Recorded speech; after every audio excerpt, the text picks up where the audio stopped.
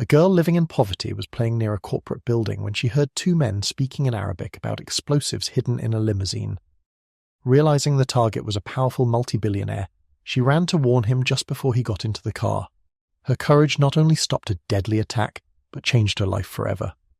Before continuing this story, don't forget to subscribe to the channel and like the video. Oh, and don't forget to leave a comment below telling us where you're watching us from. We really like to know this. A girl of about 6 years old walked slowly along the edge of the sidewalk in front of a large corporate building. Her yellow dress, now stained with earth and dust, brushed against her legs as she bent down to pick up the bottle caps one by one. Her small hands were quick, and her eyes scanned the ground for shiny caps she didn't have yet. This is how she played. She didn't have any toys at home. Instead, the bottle caps became her treasures. Some were multicolored, others had dents or interesting patterns, and she liked to arrange them by size and color when she came home. She lived with her grandmother, who always watched her from the window of her small apartment nearby. Her grandmother fled the war many years ago and took the girl with her when she was still a baby. Every morning was the same. The girl came here to look for bottle caps while people in suits hurried to enter the building. Luxury cars came and went without noticing her. But that day everything was different. As she wandered between the sleek luxury cars parked neatly in front of the corporate tower, she stopped to look under a car where she thought she saw a green cap. Leaning lower, she suddenly heard a voice that made her freeze.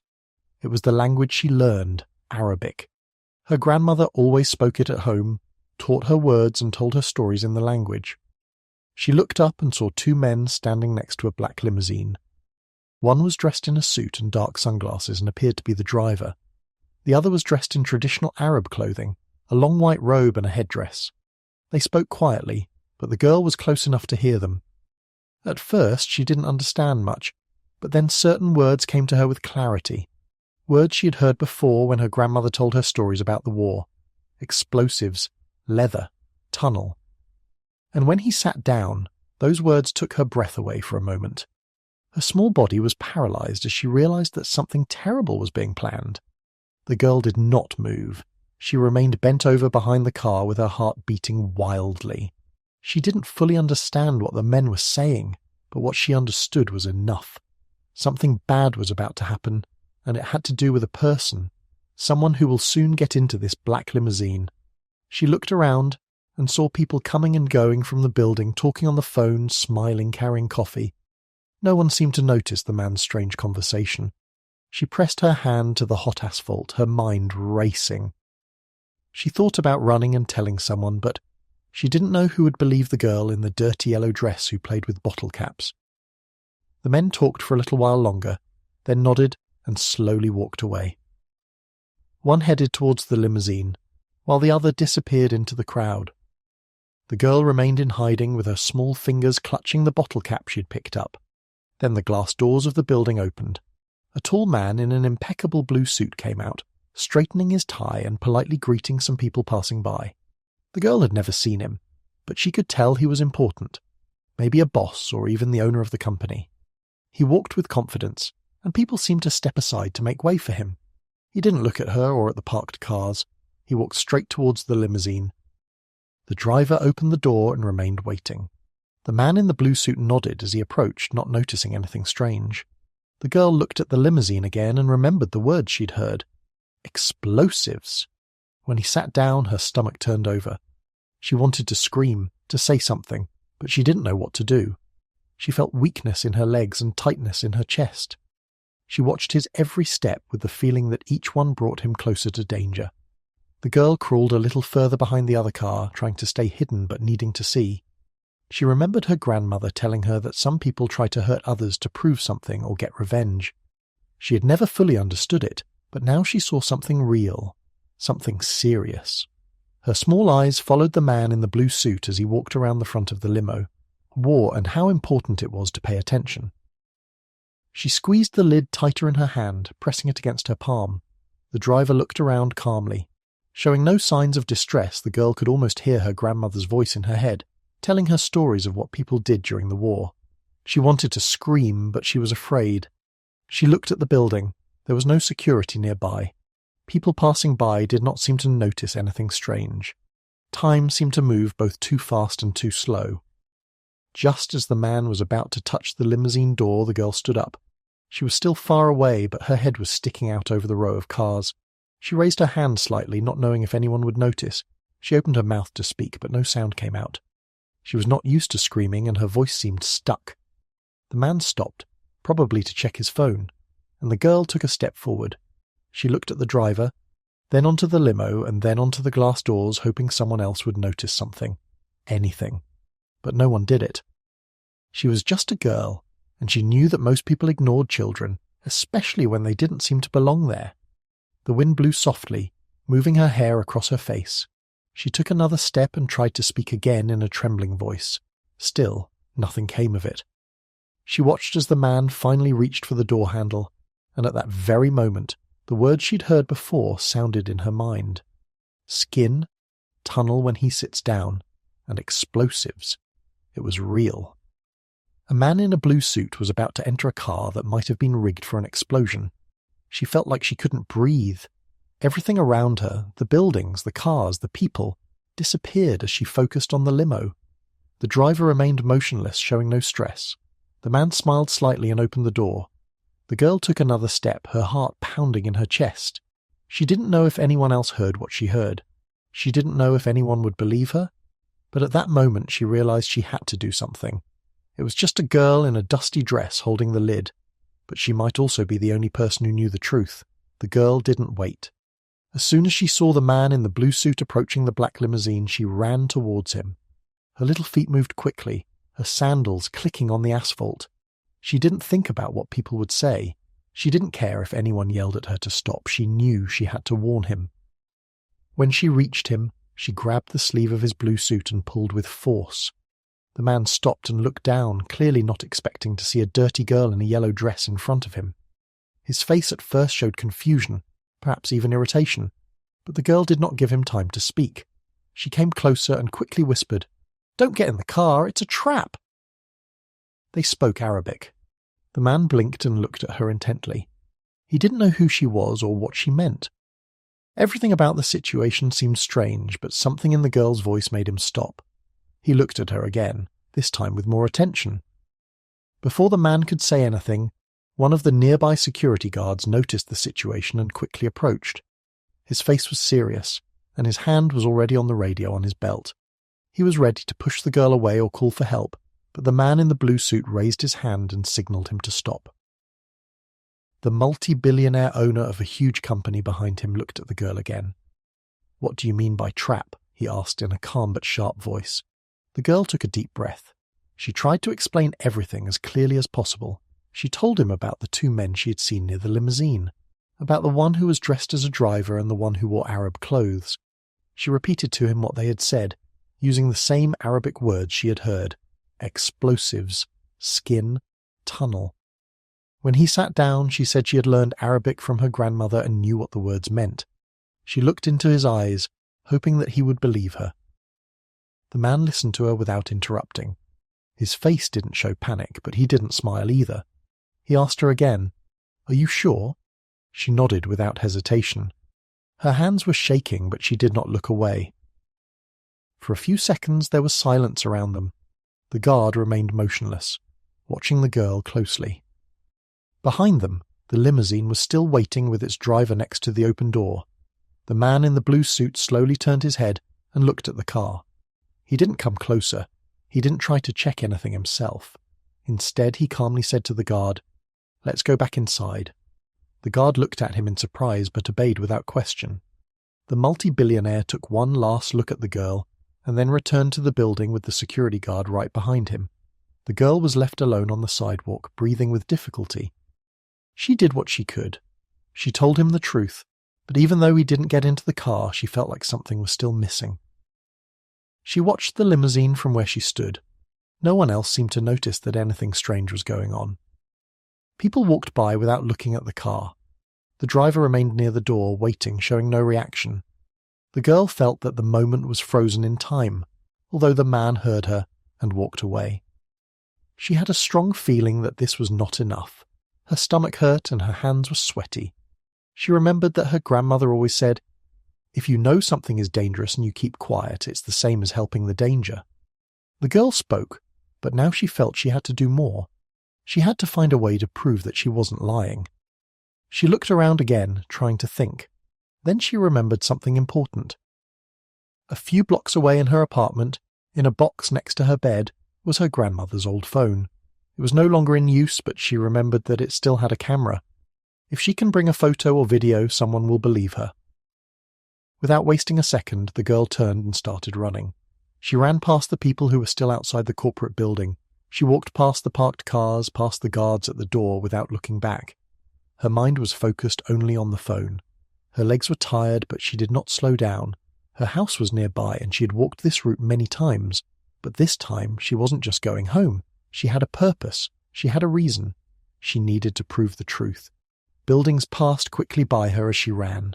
She crossed one street, then another, kicking up dust from the sidewalk with her feet. Her lungs burned from breathing quickly, but she continued. She thought about the man in the blue suit and the words she heard. She thought about the car that was still waiting, and whether someone else would try to get in, and whether the driver would leave before she returned. She had to be fast. There was no time. When she ran into the building where she lived, she climbed the stairs 2 at a time. She didn't wait for the elevator. The apartment door was unlocked and she ran in, shouting for her grandmother, but no one answered. It was good. She didn't come for help. She went straight to the drawer, opened it, and found the phone exactly where she remembered it. It was old and scratched, but when she pressed the power button, the screen lit up. She opened the camera app and checked it. It worked. She didn't even stop to catch her breath. She turned and ran out again, holding the phone tightly. She walked down the stairs, pushing people aside without slowing down. Her heart beat faster with every step. She didn't know what she would find when she returned. Maybe the car will no longer exist. Maybe the driver will notice her. Maybe someone will try to stop her, but she didn't care. She had heard something serious, something real, and now she had a way to prove it, and she will try. The girl ran as fast as she could back to the building, holding her grandmother's old phone tightly in her hand. Her heart continued to beat strongly, not only from the effort, but from fear and urgency. She didn't know how much time she had before something terrible happened. When she arrived at the plaza in front of the corporate tower, the limo was still parked in the same spot, and the driver was standing nearby, acting calm and normal. The girl looked around cautiously, trying not to be noticed. She needed a place where she could hear and record without being detected. It was then that she saw a large stone trash can next to the sidewalk. It was big enough to hide her small body. She slipped behind him, crouching down and making sure she stayed out of sight. Her hand shook slightly as she unlocked her phone and opened the voice recorder app.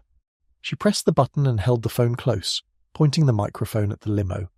She waited, listening to the sounds around her, hoping the men would start talking again. A minute passed, and then she heard footsteps.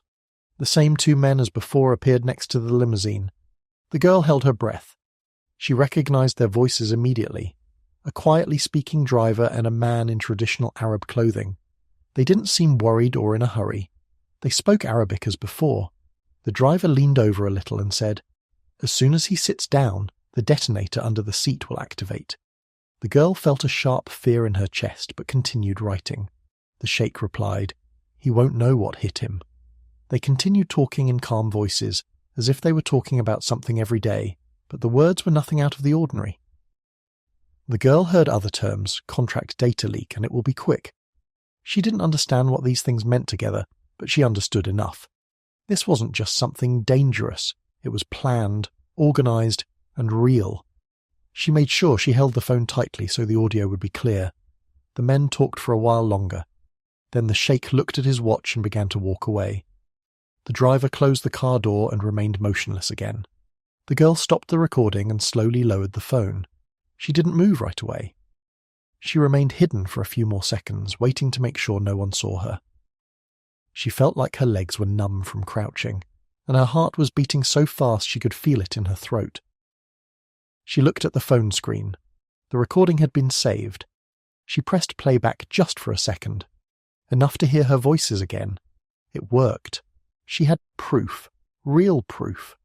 Not just the words she heard, but the voices of men speaking with their own mouths. She felt nervous, but also stronger. Now she no longer wondered or hoped that anyone would believe her. She had something solid. She poked her head over the edge of the dumpster and once again. No one looked in her direction. She stood up slowly, trying not to attract attention, then began walking, trying to look calm, although inside she wanted to run again. Each step gave her the feeling that time was running out. As she walked away from the limo, she thought about the man in the blue suit. He was listening to her, but he didn't quite believe her, and she couldn't blame him. She was just a girl, and at that moment she had no proof. But now she held the phone close to her chest as if it were something precious. She knew she had to hand over the recording. Someone who could stop the plan. Maybe a security guard, maybe the man himself, or maybe someone inside the building. But she also knew she had to be careful. If the wrong person heard what she recorded, they might try to take her phone. She walked quickly, but with her head down. She tried to think how her grandmother would have done this. Be prepared, stay hidden, be brave. The girl knew nothing about contracts, data leaks, or detonators. She only knew that one person would die if she did not act, and that was enough for her. She no longer looked at the limo. She already knew what was waiting for her there. Her only goal now was to get to safety and find someone who would listen to her. She crossed the same street she had run down before, but this time she didn't feel tired. The fear inside her kept her legs moving. She repeated the voices in her mind. As soon as he'll sit down. He won't know what hit him. It'll be quick. She wondered, how many people in the building would have any idea what was happening right outside their doors? Probably no one. Adults always assumed someone else was paying attention. But that day, the only person who really saw everything was a 6-year-old girl in a dusty yellow dress.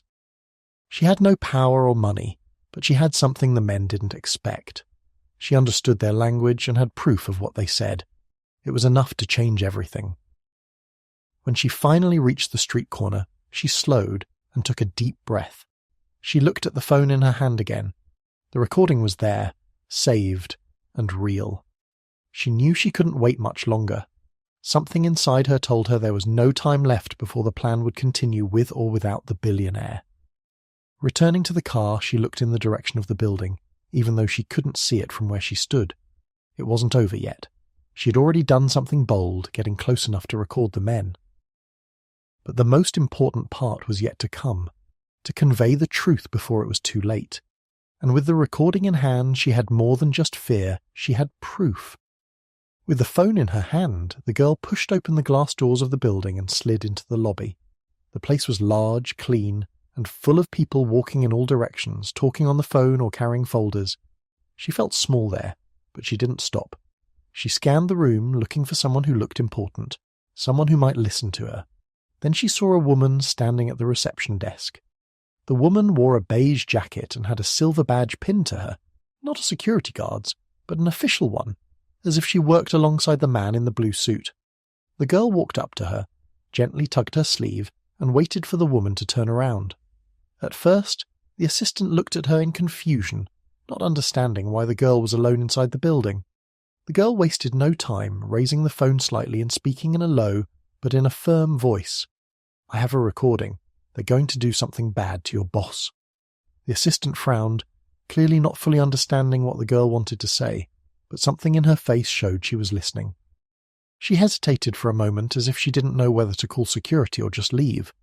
But instead of pushing the girl away, she gently took the phone from her hands. The girl touched the screen and pressed play. At first, there was only silence. Then the voices of men came from the speaker, speaking Arabic. The woman didn't understand the language, but when the word explosive was heard, she visibly froze. Her eyes widened slightly. The girl leaned toward her and translated in a low voice, "It's under the seat of the limo."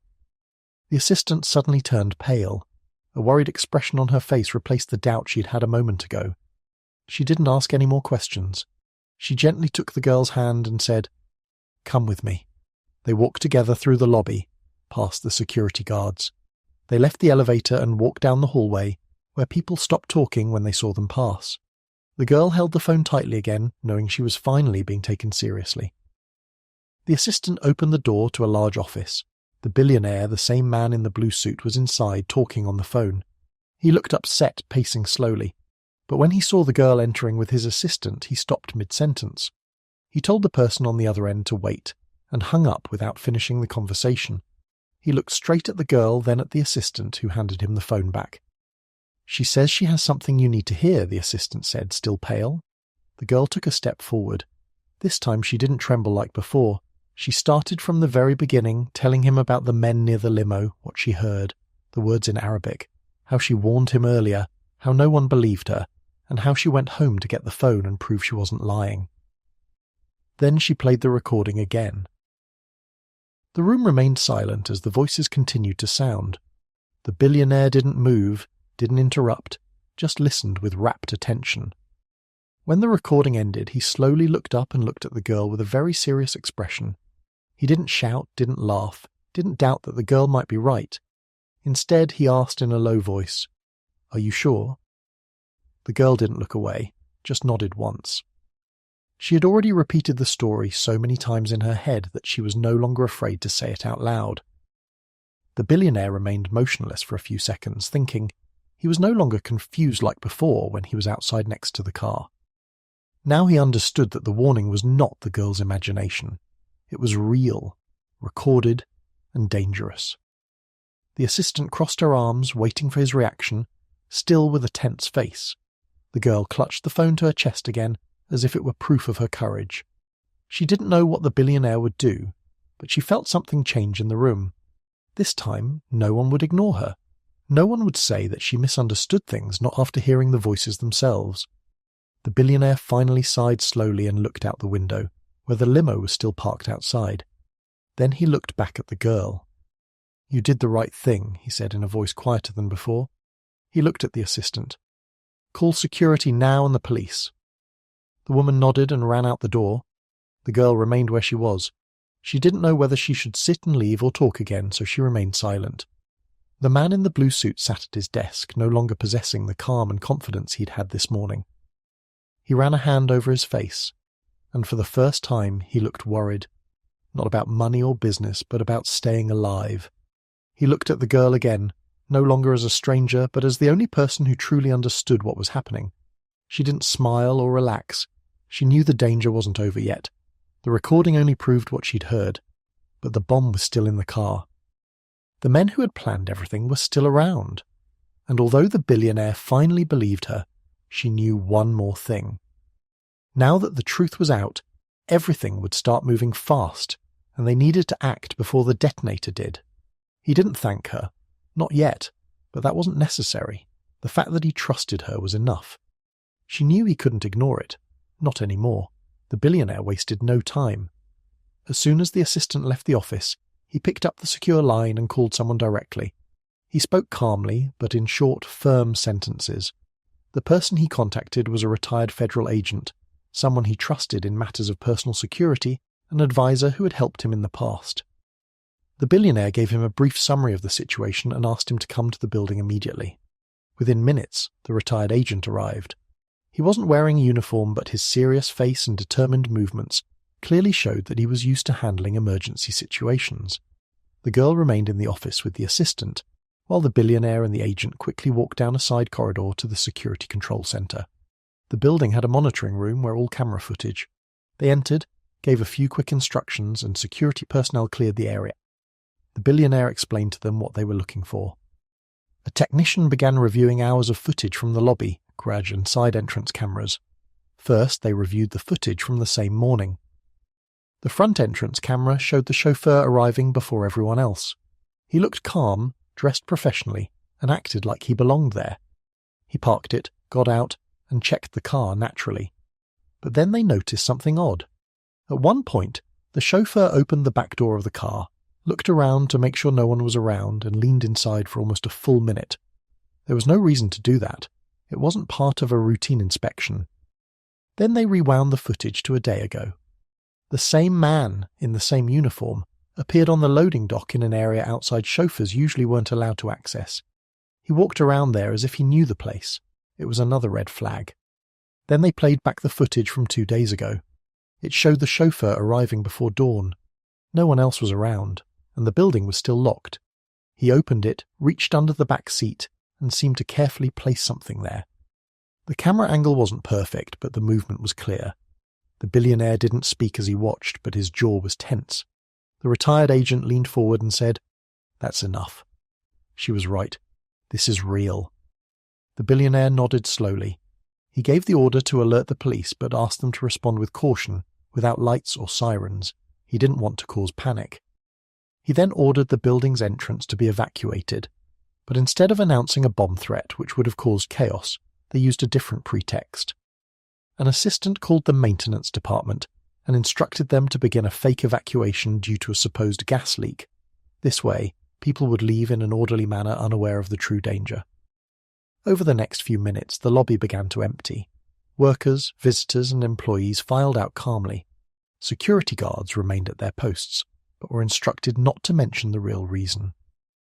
At the same time, the retired agent made another call, this time to the city's bomb disposal team, which was already on standby after the police were informed. The specialized team arrived quickly and discreetly. They used an unmarked van and entered through the side of the building. The area around the limousine was quietly cleared, unobtrusively. The chauffeur was gone. He had vanished, and no one had seen him since early morning. The bomb disposal team was equipped and moved forward. They used long rods with cameras and robotic tools to inspect the underside of the limousine. One of the team members slowly opened the door, following safety protocol to the letter. Everyone watching from the control room waited in silence. A few minutes passed, and then the team leader confirmed what they had feared. They had found the real device. It was discreetly hidden under the back seat, camouflaged with fabric and leather, but clearly designed to detonate when someone sat on it. The detonator was pressure-activated. If the man in the blue suit had entered the limousine, the device would have been detonated. There was no longer any doubt. Everything the girl had heard was true. The threat was real. The team worked quickly to disarm the device. They used small tools and a protective shield to prevent it from detonating during extraction. The retired agent watched the entire process through a monitor, maintaining constant communication with the team outside. The billionaire was next to him, arms crossed, not saying much. When the team finally gave the all-clear and showed the recovered device, there was no relief, only confirmation. This had been a planned attack. The goal was clear, to kill him in a way that would make it look like an accident or a tragic event. But now the attempt had failed. The agent said the device would be sent to a lab for more in-depth analysis. Fingerprints, materials, and origin could help determine who was behind the plot. For now, the billionaire gave one last order: review all records from the last week and identify all the people the fake driver had spoken to. The girl's warning had saved his life. Without her, he would be dead. Back in the office, the assistant stayed with the girl, who sat in silence, still holding the phone. She didn't know exactly what was happening, but she sensed that it was something very serious. Finally, the assistant received a message into the earpiece. She looked at the girl and smiled softly at her. "We found him," she said. "It was real. You were right." The girl didn't smile, she just nodded slowly, looking at her hands. She wasn't happy that she was right. It had been terrible from the start, but she felt grateful for not giving up. The multimillionaire returned to the office. A few minutes later, he walked straight up to the girl and looked at her, no longer as a simple girl who collected bottle caps. Now he saw someone who had changed the course of events. "You saved my life," he said quietly. The girl didn't answer at first, but then she looked up and said, "I was just doing what my grandmother taught me." The multimillionaire nodded. The trap was set, but thanks to her it wasn't too late. The security team wasted no time. Immediately after confirming that the bomb was real and had been safely removed, they moved on to the next step, setting their own trap. They had to act quickly and wisely. The limo was left in exactly the same place, parked in the same spot and facing the same direction. Nothing seemed to be there from the outside. The car was identical, but now it was equipped with tiny hidden cameras, microphones, and simulated sounds. A loudspeaker inside the car played recorded footsteps and muffled voices to make it seem like the multimillionaire was still planning to use the vehicle. The idea was to deceive anyone watching from a distance. Surveillance teams were stationed on nearby rooftops in inconspicuous cars, as well as inside the building. Undercover federal agents joined the operation, positioned in strategic locations to be able to intervene quickly. Every movement in the area was monitored. The goal was simple: wait for the attackers to return and reveal themselves. They knew the decoy driver could return to detonate the bomb remotely, believing the multimillionaire was about to enter the car. This time, they were ready. Several hours passed without movement. People outside the building returned to their routine, unaware that a trap had been set. Only a few people inside knew what was really happening. The girl remained in a private room, on the top floor out of sight, but everyone knew none of this would have been possible without her.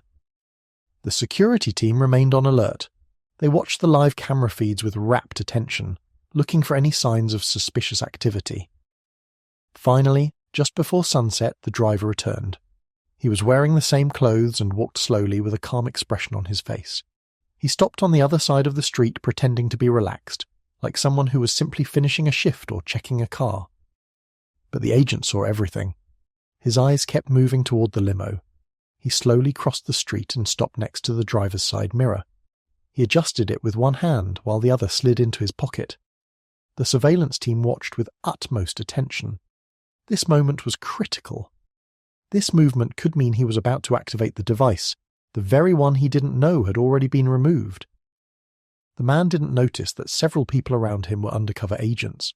When he touched the mirror again, and he looked down at his hand in his pocket, and a voice shouted firmly from behind, "Hands up! Right now!" It was one of the agents. The driver turned in fright and tried to run, but within seconds he was grabbed and thrown to the ground. He struggled, but there were too many of them. They twisted his arms behind his back and handcuffed him. People nearby stopped, looking confused, not understanding what was happening. Agents moved quickly to cordon off the area and remove him from view. At the same time, 2 more arrests were made on the side of the building. 2 men who were standing at the entrance to the back office were also detained by agents. They did not resist. One of them had a phone in his hand, probably related to the operation. Everything happened quickly and in controlled silence without panic among the public. The multimillionaire watched the scene from a security screen inside the building, saying nothing. After the arrests, agents began interrogating the suspects immediately. They confirmed that this was not an isolated attack. It was part of a larger international plan that involved corporate espionage. The goal was to steal confidential contracts and financial data stored on the company's secure network. The attack on the multimillionaire wasn't personal, but professional. The idea was to kill him, make it look like a tragic accident, and then take advantage of the chaos to steal sensitive information without resistance. The people involved were trained and organized. The driver was supposed to flee immediately after activating the device. The other 2 planned to enter through the service door once everyone was distracted, but none of this happened. Their plan had completely failed. Everything they'd prepared for weeks, maybe months, had collapsed because they didn't expect anyone to overhear their conversation. They didn't expect the girl who collected bottle caps to understand Arabic and decide to act. The truth had caught up with them. The evidence was collected and the operation was handed over to international authorities. Inside the building, the multimillionaire sat with his assistant and a federal agent, going over the details of the assassination attempt. The agent explained how the suspects had foreign connections and how they used fake identities to get closer. Their plan was advanced with high-tech tools and meticulous planning, but none of their technology could prevent what happened. Everything was stopped by someone who wasn't even part of the company, someone who didn't wear a badge or carry a gun. The assistant said, "If she hadn't spoken up, none of us would have known about this." The multimillionaire didn't answer right away. He was still aware of how close he'd been to death. Then he stood up and said, "She changed everything." He asked to see her. A few minutes later, the girl was brought back into the office. She looked tired, holding the same phone in her hands. The multimillionaire walked up to her and leaned over slightly. "They got them," he said. "Thank you." The girl nodded in silence. She didn't need a medal and she didn't need money. She just wanted to know that the danger was over. News of the incident was not widely reported. Police and federal teams made sure to keep it out of the media, calling it a private investigation related to a technical issue. The building returned to normal operation the next day, but those who were involved never forgot what happened. Security protocols have been changed. Background checks have become more stringent. The company also made internal changes to ensure that something similar could not be planned from within again. As for the girl, she returned to her usual routine, walking on the sidewalks, collecting bottle caps, wearing her yellow dress. But now people looked at her differently. Some employees smiled when they saw her. Others greeted her or stopped to say hello. She didn't say much. She just kept walking, always watching, always listening. Her grandmother once told her that attention can save lives. She proved it. The people behind the plan were detained. The trap was deployed and nothing exploded. All thanks to the girl who decided not to remain silent. Once the threat was over and everyone was safe, the multimillionaire decided he wanted to know more about the girl who saved his life. He asked his assistant to find out where she lived. When he learned it was just a few blocks away, in a small apartment with her grandmother, he asked them to visit. He didn't take cameras or large equipment with him, only his assistant and himself. When they arrived, the girl opened the door. She looked surprised, but not scared. Her grandmother, an elderly woman with a kind but tired face, greeted them with a smile and invited them in. The apartment was small but clean, full of little signs of their life. A stack of folded clothes, old photographs on the wall, and a collection of bottle caps neatly arranged on a shelf.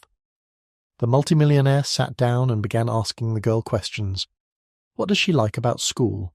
What subjects does she find interesting? And what does she want to do when she grows up? He was surprised at how calm she was and how clearly she explained things. She didn't act like most children her age. She saw something dangerous and decided to act. After talking with them for some time, the multimillionaire made a decision, turned to the girl and said, "I want to help you." She looked at him, not quite understanding what he meant. He then explained that he wanted to offer her a scholarship not just for 1 year or one school, but for as long as she wanted to study. School materials, tutoring, classes, university, and even international programs. If she ever wants it, everything will be paid for. Grandma was left speechless for a while. The multimillionaire continued, saying that such courage should not go unnoticed, and that anyone who can recognize danger, think clearly, and act quickly has a future worth investing in. The girl didn't say much at first. She looked at her grandmother, who nodded with tears in her eyes. She then turned to the multimillionaire and quietly asked, "Can I be like the agents who caught them?" He smiled, not mockingly or in amusement, but with absolute respect. "You can be anyone," he replied. The next day, something unusual happened at school. When she entered the classroom, her teacher stopped everything and started clapping. One by one, the students joined in. Some didn't know the whole story, only that she did something important. Others heard bits from their parents, but everyone applauded her. She looked down shyly, not knowing what to do. The teacher smiled and said to the class, "Sometimes doing the right thing is hard." One day, during a school project called What I Want to Be When I Grow Up, she didn't hesitate in her answer. While some classmates said firefighter or doctor, and others chose things like artist or athlete, she wrote with clarity, "I want to be an intelligence analyst." Her classmates looked at her in surprise, but her teacher smiled. She already knew that this goal came from real experience. She remembered what happened years ago. This choice was not random. It had a deep meaning. After school, the girl wrote a short letter and sent it to the multimillionaire, who kept in touch over the years. She thanked him again for the scholarship and explained her school project. She ended the message with a simple question. "Could you help me learn more about intelligence work?" A few days later, she received a reply from his assistant. The multimillionaire read the letter and was ready to help. He arranged a meeting with someone special, a retired national intelligence agent who now worked in private consulting. The meeting was scheduled for Saturday. The girl dressed in a clean shirt and jeans and took a small notebook with her. The location was a quiet office building not too far from the center. The retired agent met her at the door. He didn't wear a suit or act mysterious. He was kind but straightforward. He invited her in and showed her the operations center. It wasn't like in the movies. There were no giant maps on the walls and no blinking red buttons. Instead, there were large computers, monitors, reports, and people talking calmly. The agent explained to her that intelligence work had more to do with information than action. It wasn't just about chasing people or using guns. It involved collecting data, observing patterns, spotting small signals, and preventing problems before they became disasters. He told her about how intelligence analysts need to understand people, their behavior, their culture, their motives. She listened attentively and took notes. Each new word convinced her more and more that this was what she wanted to do with her life. After the visit, she couldn't stop thinking about everything she had seen and heard. She began reading about intelligence and diplomacy. She began studying the history of conflict and peace negotiations. She watched documentaries and enrolled in online courses, and even started learning another language. With her previous knowledge of Arabic and a new interest in French and Russian, her skills expanded every day. A few months later, the multimillionaire's assistant contacted her again. This time it was not just a meeting. She was invited to participate in the International Diplomacy and Security Program for outstanding students. It was a serious opportunity. Only a few people were selected each year. The program included travel, workshops, group projects, and contact with global security professionals. The girl read the invitation twice and then showed it to her grandmother, who always encouraged her to ask questions, remain curious, and pay attention to the world. Her grandmother sat down, looked at the letter, and smiled, without saying much. The girl looked at her and said quietly, "I want to protect others, like you taught me." The program was held in another city, which meant she had to leave her home for the first time. Her grandmother carefully packed her suitcases and gave her one last piece of advice. Use your eyes, ears, and heart. Don't forget any of them. The girl arrived and met other young people from different countries.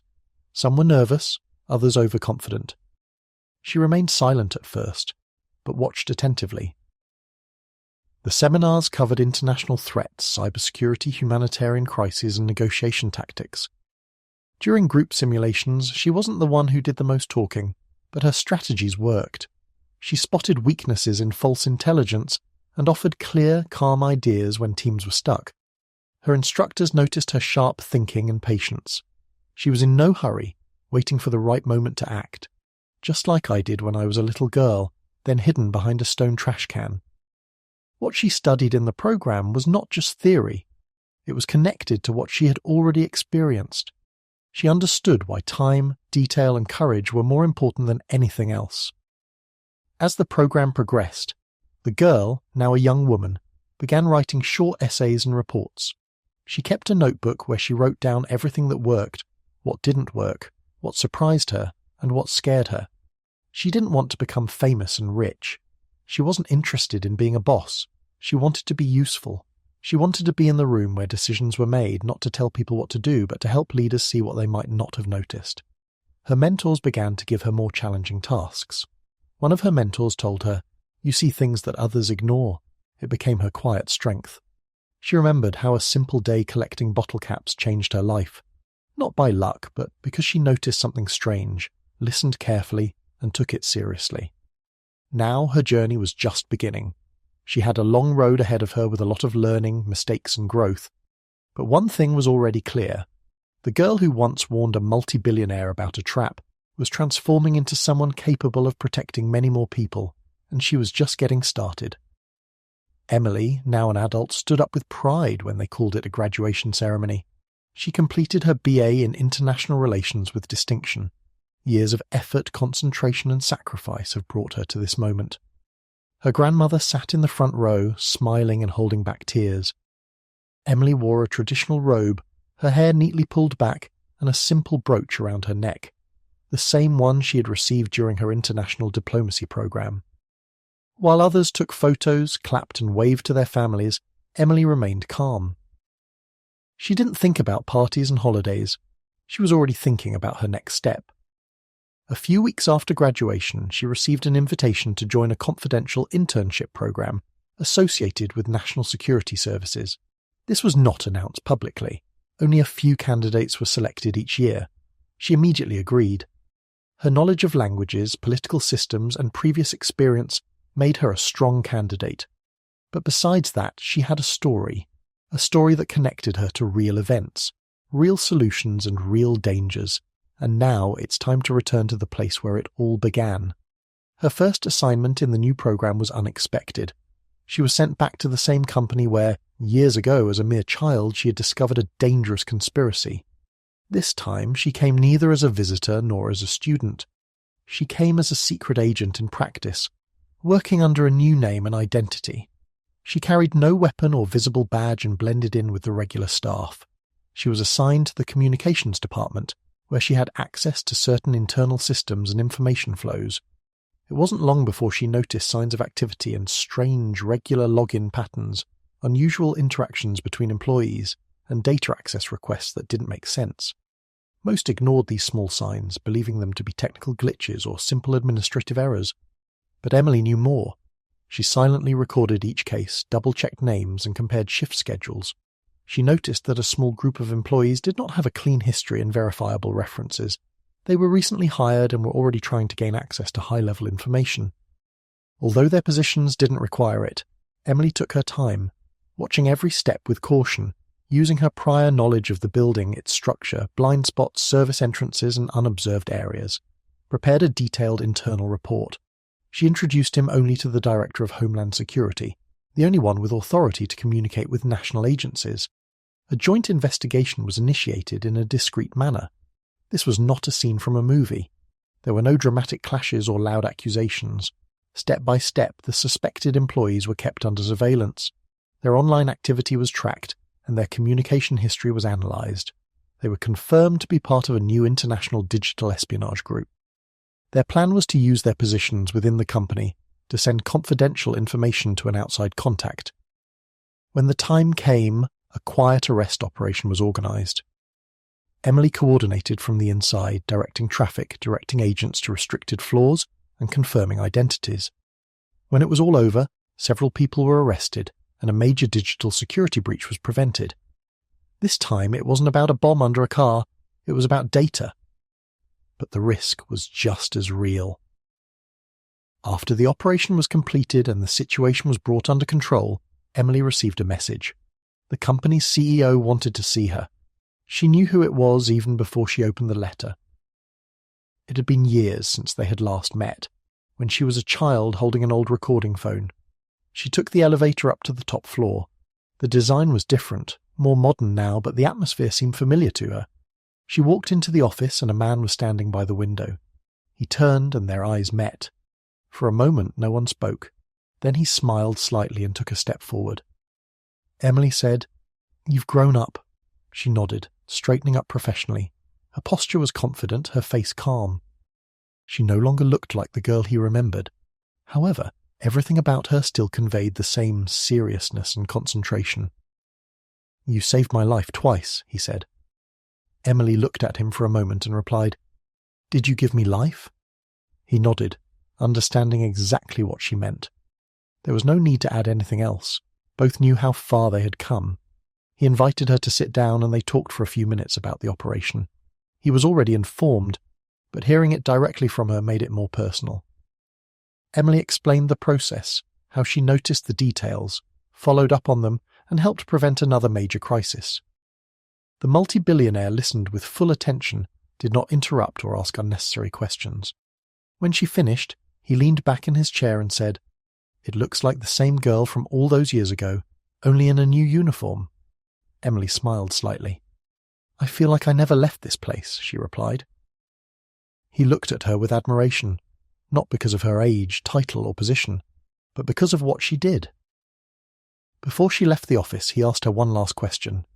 "Do you plan to stay in this field?"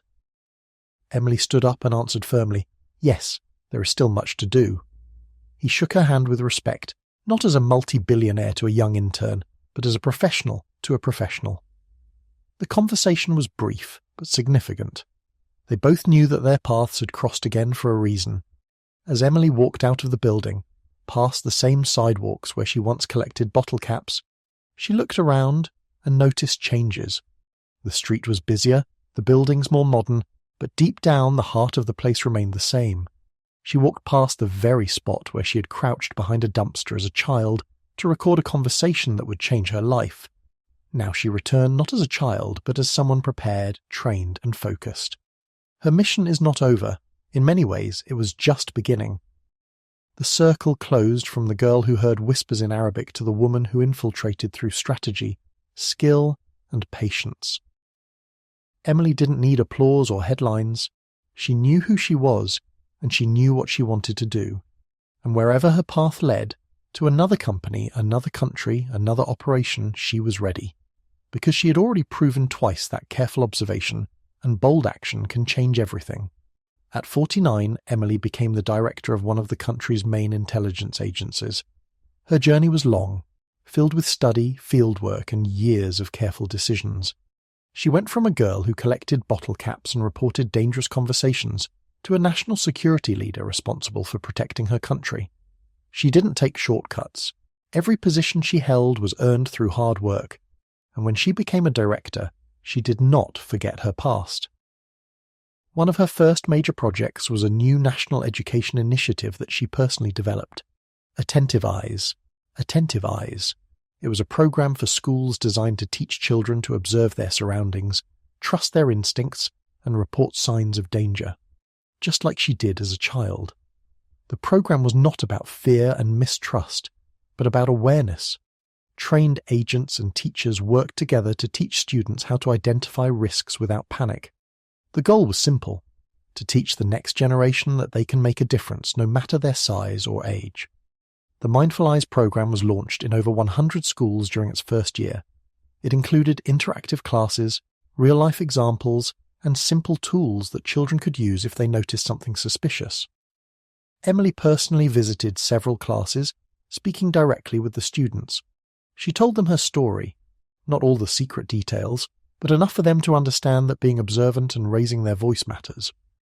The children listened attentively, some asked questions, others shared things they had seen and never told about. The program gave them confidence. She also trained teachers on how to listen when a child speaks and how to act responsibly. After a few months, results began to appear. Some minor thefts were prevented in time. One student warned of a possible threat at a shopping mall, and then the most important case came. A girl named Awamala saw two men taking pictures of a restricted area near a naval base while walking home with her grandmother. She didn't know exactly what they were doing, but something seemed wrong. She remembered what her teacher had taught her in the program. Ava didn't keep it to herself. As soon as they got home, she told her grandmother what she had seen. Grandma didn't ignore it. She contacted the local authorities and gave them all the details. Ava remembered very well what the men looked like, what clothes they were wearing, and what car they were standing next to. The police took the report seriously, especially given the calm and clear way in which the girl explained everything. They investigated the area, checked nearby security cameras, and discovered that the two men were using fake identities. Their cameras were recovered, and inside were hundreds of images of the naval base's infrastructure. It was a planned data leak, and Ava's attention helped stop it. The information has not been sent yet. The arrests occurred 48 hours after her denunciation. News of the case spread internally through government channels, and when Emily read the report she paused for a long moment. This was familiar to her, not in a painful way, but as if the circle had closed. A girl with an unusual observation, the courage to speak and the instinct to act. It happened again. Emily sent a personal invitation to Ava and her grandmother. They were flown to the agency's headquarters and taken to Emily's office. It was a spacious space with maps, screens, and a calm energy. When Ava walked in, she didn't know what to expect. Emily stood up, walked over to her, and leaned down a little to be at her level. "You're a heroine," she told Ava.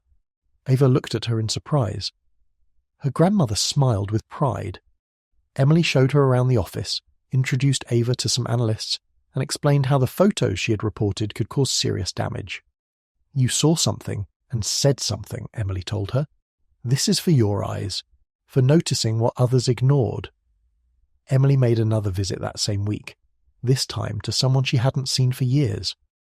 She went to the quiet nursing home, where the multi-billionaire now lived. He no longer ran companies, but he remained clear-headed and full of memory. They sat in the garden behind the building talking quietly. She told him about Ava, about the naval base, about the photographs, about how another girl had changed the outcome of something dangerous. He listened without interruption and then smiled tenderly. "It happened again," Emily said. Another girl saved the day. He nodded and replied, "It's always the ones no one expects, just like you." They didn't need to say more. The meaning was clear. Pattern 2, from her to Ava and to those who come after, the same instinct to observe, the same courage to speak, and the same result. Lives are protected. Before leaving, Emily stopped next to his chair and said, "You were the first person who ever listened to me." This changed everything. He looked at her with quiet pride and replied, "And now you're the one who listens to them." Emily left the nursing home feeling calm. The world was still dangerous. Threats will always exist. But the cycle began again, this time with more structure, more support, and more young people with eyes open to see what adults often missed. On National Honor Day, Emily stood on the big stage. Government officials, school principals, students and families gathered to hear her speech. She looked at the audience and took a deep breath before beginning. Safety doesn't start in offices, she said. It doesn't start with files and firewalls. It starts with observation. It starts when a person notices something strange and chooses to speak up. She paused and continued. It starts with attentive eyes and brave voices like mine, like Ava's, like the voices of so many children in this country who look closely at the world around them and understand that their voice matters. She didn't use dramatic words, didn't try to impress anyone, just told the truth.